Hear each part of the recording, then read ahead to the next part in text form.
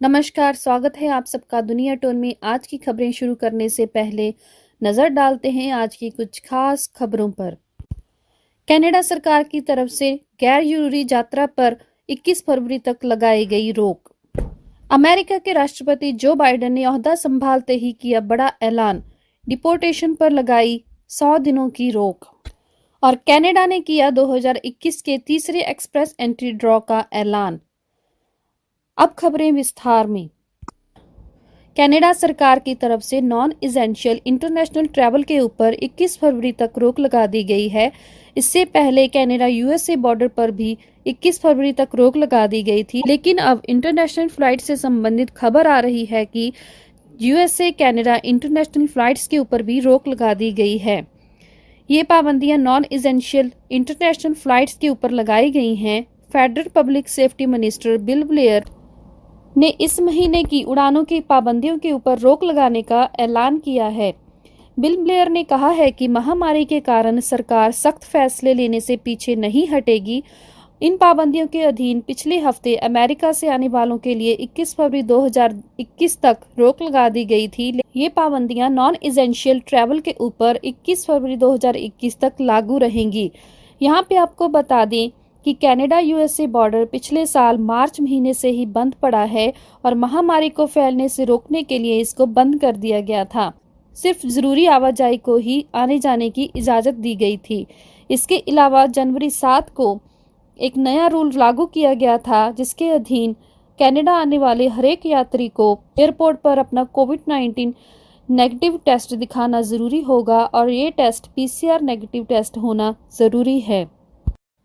America के राष्ट्रपति Joe Biden की तरफ से अपना ओहदा संभालते ही काम शुरू कर दिया गया है। अपने कार्यकाल के पहले दिन ही जो बाइडेन की तरफ से इमिग्रेशन के संबंधित मामलों पर कुछ फैसले लिए गए हैं, जिनमें से एक है कि इलीगल इमिग्रेंट्स के देश निकाले पर 100 दिनों की रोक लगाई गई है। इससे संबंधित जानकारी कार्यकारी होमलैंड सिक्योरिटी सेक्रेटरी डेविड पेकोस्के ने बाइडेन के शपथ ग्रहण समागम के कुछ घंटे बाद दी, जिसमें कहा गया है कि एक लिखित पत्र जारी किया गया है जिसमें कुछ इलीगल इमिग्रेंट्स के डिपोर्टेशन पर 100 दिनों की रोक लगाने की जानकारी दी गई है, क्योंकि इमिग्रेशन रूल्स लागू करने के संबंधित नीतियों को नए सिरे से जांच पड़ताल करने की जरूरत है।